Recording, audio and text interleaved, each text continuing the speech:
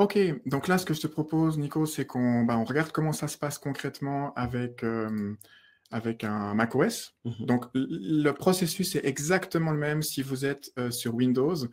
Donc, pour commencer, vous ouvrez le manager Infomaniac. Mhm. Si vous n'avez pas encore de compte, parce qu'il y a quelques personnes qui viennent des réseaux sociaux, qui sont inscrites au webinaire par les réseaux sociaux, donc vous pouvez vous créer un compte gratuitement. Et puis ensuite, vous allez sur Swiss Backup.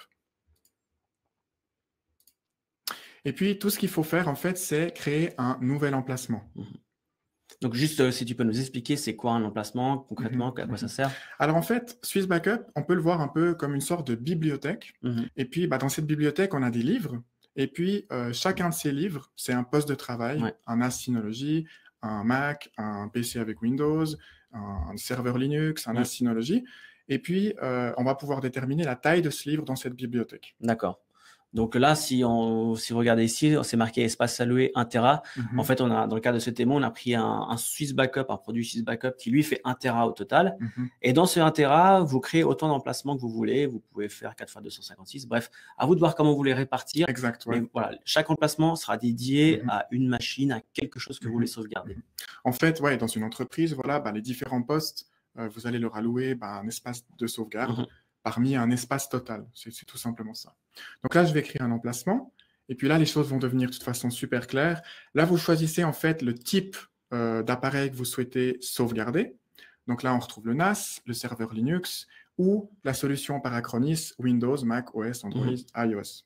Et puis, l'espace de stockage libre, c'est simplement en fait un espace libre dans le cloud que vous pouvez utiliser comme bon vous semble.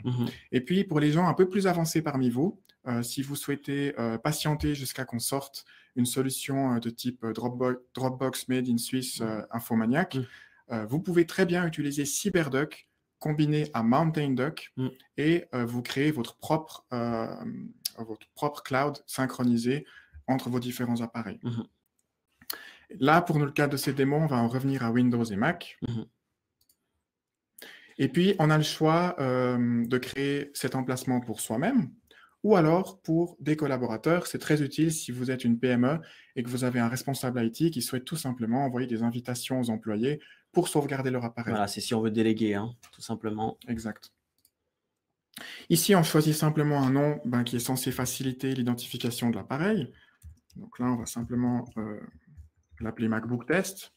Et puis ici, c'est ce qu'on disait avant, c'est là où on choisit la taille du livre dans la bibliothèque. Donc si vous prévoyez de faire une sauvegarde totale du système, la taille devra être au moins aussi grande que le disque dur de l'appareil. Et puis en cas de besoin, on peut toujours augmenter l'espace en un clic. Une fois l'emplacement créé, en fait, c'est tout simple. On a toutes les étapes à faire ici.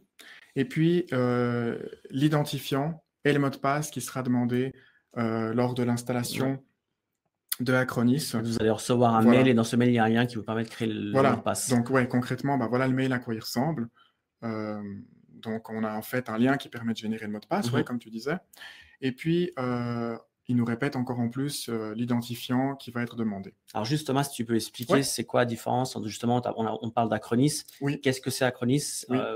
Voilà, qu'est-ce qu'il fait dans en fait, Backup? Quand on clique sur activer mon compte, on tombe dans la console Acronis. Acronis, en fait, c'est un logiciel développé en Suisse qui va faire le lien entre Swiss Backup et le poste de travail de l'utilisateur. Et ça va en fait installer un agent qu'on voit en fait ici, qui permet de surveiller en temps réel si la sauvegarde se passe correctement. Donc voilà, concrètement, Acronis, ça va être un petit logiciel que vous allez installer sur votre machine, si c'est la machine que vous voulez sauvegarder. Exactement. Et c'est ce petit agent qui va s'occuper de faire la sauvegarde chiffrée jusqu'à notre data center.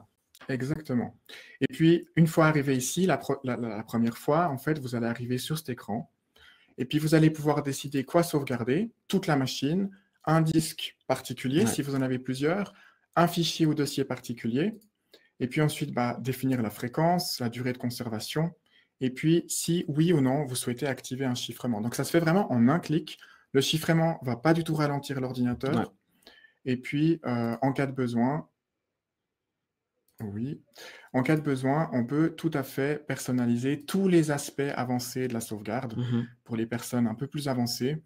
Et puis, Notamment si vous voulez filtrer des fichiers, ça peut être intéressant. On n'a pas exactement. forcément envie de tout sauvegarder tout Voilà, le temps. typiquement, si vous êtes une agence web et puis que vous ne souhaitez pas sauvegarder des gros fichiers vidéo, vous pouvez les exclure très facilement ici. Si tu peux juste revenir 2 secondes sur le détail de la fréquence, parce que c'est une question qui vient d'arriver. D'accord. La planification, c'est ça. Donc voilà, soit c'est mensuel, hebdomadaire, toutes les heures, c'est à vous de voir comment C'est totalement vous le libre faire. en fait. C'est vraiment, vous pouvez même personnaliser les conditions de démarrage. C'est vraiment très, en fait, c'est très simple. Par défaut, en fait, il suffit de faire suivant, activer. Mais si vous voulez personnaliser la sauvegarde, ça reste tout en quelques clics de souris. Et puis après, l'aspect restauration aussi est très simple. Donc là, vous voyez toutes les sauvegardes à différents moments. Et puis en fait, si vous voulez restaurer des données, il suffit en fait de télécharger soit les fichiers, soit de démarrer la procédure qui va créer une partition de démarrage qui va permettre de restaurer tout le système. Et puis là, comme de mon côté, j'ai le chiffrement activé, si je souhaite en fait récupérer des données, eh bien, je peux le faire. Ouais. Très bien. Juste reviens sur la console Acronis, je voulais montrer quelque chose. Ce qui est aussi intéressant, c'est quelque chose que moi je fais dans le cadre de mon travail, c'est que j'ai plusieurs plans de sauvegarde. Donc, j'ai un premier plan de sauvegarde qui, lui, va s'occuper de sauvegarder ma machine. Donc, si vraiment, le but, c'est que si un jour j'ai un moindre pépin ou que je change d'ordinateur, je puisse retrouver l'image de ma machine et puis reprendre comme si rien ne s'était passé. Ensuite, j'ai un deuxième plan de sauvegarde qui, lui, va aller sauvegarder un dossier particulier. C'est là, notamment, où j'ai tous mes projets. De manière à ce que si j'efface un projet par inadvertance, ou j'ai un moindre pépin, ou j'ai tout simplement envie de revenir à la version de hier à 15 h, je peux le faire à travers Acronis. Ouais. Donc voilà, on peut avoir plusieurs plans de sauvegarde pour une même et seule machine, pour un même et un seul emplacement.